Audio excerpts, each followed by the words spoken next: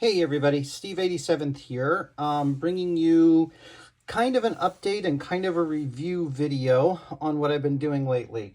So, if you guys have been following me for a while, you knew that I got a bunch of different hopper cars that needed to be built and all that. So I've almost completed building all of them, but I just kind of wanted to go review all of them.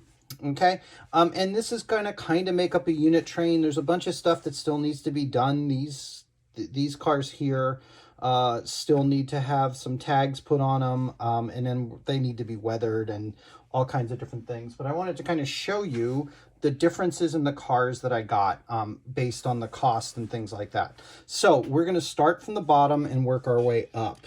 All right, so the first car to kind of review. These are always a little hard to find every once in a while, but I do get them occasionally at the train shows. So this was, I got 5 of these cars. These cars are the covered hoppers. You can see it's a 3-bay covered hopper. Okay, this is by Front Range. Yes, this is the Front Range cars. So if you look at it, the detail isn't that bad. I mean, it doesn't have see-through walkways and all that, but the walkways are definitely, you can see that the walkways are there. They've got the opening doors. That's pretty decent detail there. These were already pre-labeled and pre-done for Santa Fe, which I'm going to keep them as Santa Fe, right? If you look at the tail details, right, either end, the A end here, not a whole lot, but I mean, the ladders are pretty good. These are a little stout. They sometimes get broken. And then the B end with the braking details and all. It's very simplified. It doesn't have like hoses and stuff like that. Sorry, let me put it more in the middle. But it does have this neat little chain detail that comes down. I mean, you can even see that they do have rivets. Actually, this is a replacement one that I had to put in on this particular car. Now, I did upgrade these a little bit. They do have metal wheel sets now. These are still the same trucks. They have the metal wheel sets. And, of course, I put in Katy couplers on all of them to make them look a little bit better. Now, the underside detail, very, very basic. Not a whole lot there, and you can see that the dump valves are just kind of basic. But these cars, I picked up 5 of them at like $4 a piece. So 20 bucks for 5 cars. And they look pretty decent. And like I said, weather them up, make them faded. We're going to kind of fade out the Santa Fe a little bit and put some things on there. But that's 5 cars for 20 bucks. Okay? And so the next set of cars that come up, I only got 3 of these. These are, again, a little bit hard to find. But these are the McKean cars. Okay? I pick up these because, again, they're inexpensive when I go to shows. These are probably $8 to $10 a piece, probably in the $7 range or so. I picked up 3 of them. Again, on this car, you can see, and they had to be built. This car, you can see that it's got nice lettering. It's got all the reporting marks and all. When you come over here, you can still see the reporting marks and read most of all of that, which is pretty nice. These do not take, this is really easy to put together. This car is extremely simple to put together. The bad thing about this, it has no weight, so I have to come and put weight in that car. And this car has significant weight to it. So it comes already with weights in it. You just have to glue them in the corners, which is kind of a little bit strange. So you can see here, I've got to put railroad markings on them. So again, what's funny is the McKean car and the front row car are almost identical. They almost work completely the same. They're not individual handholds or anything like that. Nice sides. Okay, you can see on the rear detail, they've got a little bit of detail onto them, the same types of things. These come with lifting rings as well that have to be added on. Okay, the B end is still the same. You can see on this one, though, it doesn't actually have the chain that comes down. I might have to wire something on that, or maybe that one was missing. Is that the, oh, that might be the car that I actually had to put a new, I had to find a new end for this car because one of the cars was missing an end. So that might be where the chain's at, but I can put one in there. But again, not much detail. The underside's the same way, same sort of non-detail, but I upgraded them with metal wheels and Katy couplers.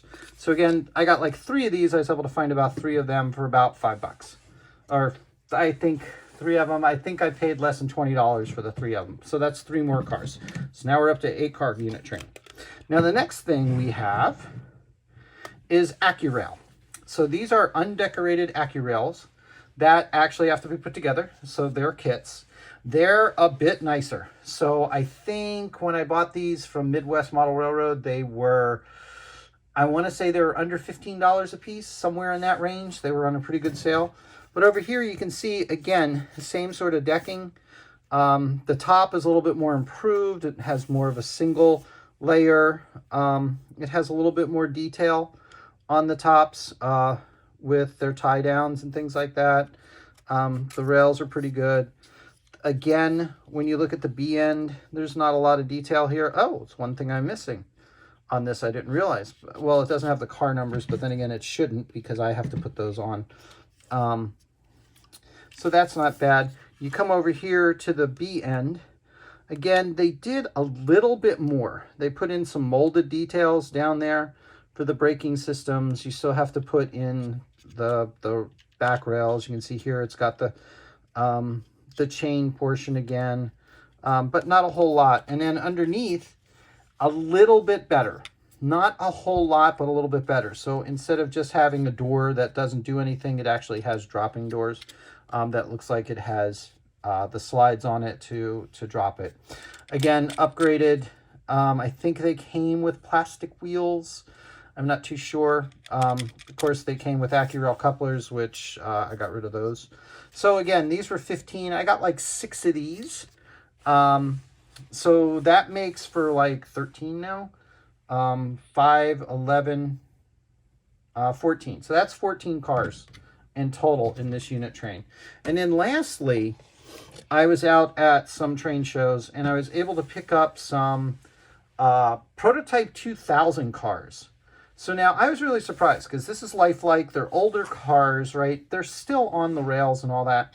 This one I happened to pick up is a Frisco. The reason I picked up the Frisco is because it's easier to see. I have 5 of these cars, but I'm missing some parts for one of the cars that I have to try to fabricate or make do. This car, I was really surprised. I was able to pick these up at like $15 a piece. Now, when we get here, we start to see that this starts to get a little bit more detailed. It has individual handholds that you have to put on. Those were kind of hard. But when you get into here, you can actually see the details.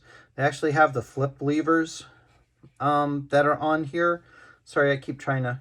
The flip levers are on there. They also have a better grounding on this. This is all one piece. Everything snaps together really well, but it's a very hard model to put together. The B end, you can see here, it's slightly more detailed, has a little bit more detailing in it. This is a very heavy car. It actually has more decals in the inner portion of it, which is probably a little bit more prototypical. Okay, you can see here that they actually have a little bit better of the foots. They come in a little bit and all. Again, the lettering is awesome. They have extra lettering in some places. They don't have it on the hopper bays, but they have quite a bit. You can see all the lettering and all that. This is going to be weathered. It's going to stay Frisco. It's going to be weathered out pretty good, but this is going to be an older car, so that's pretty good.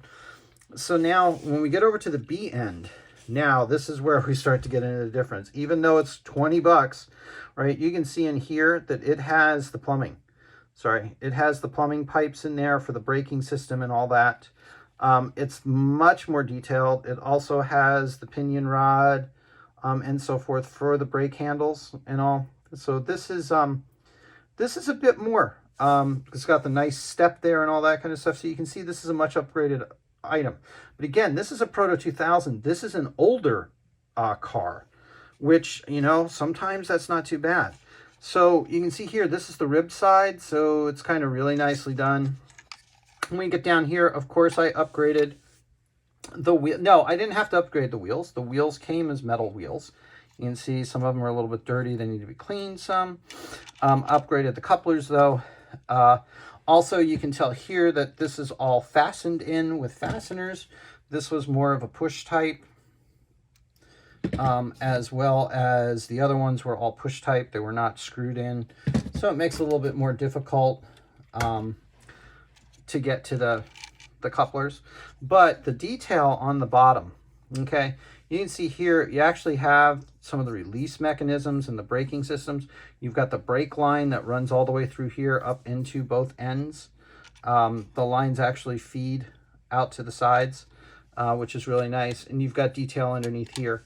So I've gotten 4 of these, and they were like $10 a piece. The funny thing is, you go on eBay, they're like 40 bucks.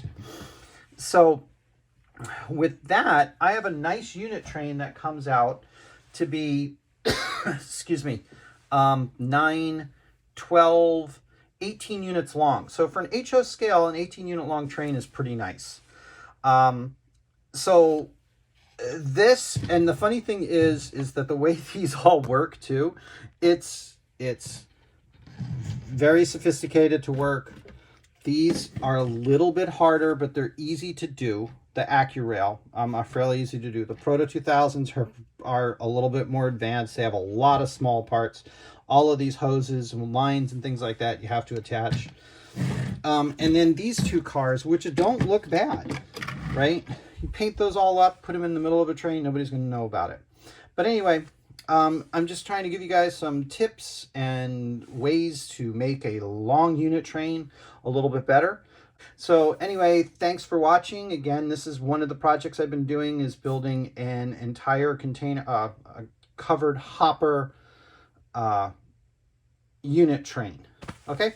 Again, this is Steve87. Thanks for watching. If you like this video, go ahead and give it a like. If you haven't, go ahead and subscribe. Send it off to other people. Have any questions, please make comments below. All right. Thanks, everybody, for watching, and have a good day.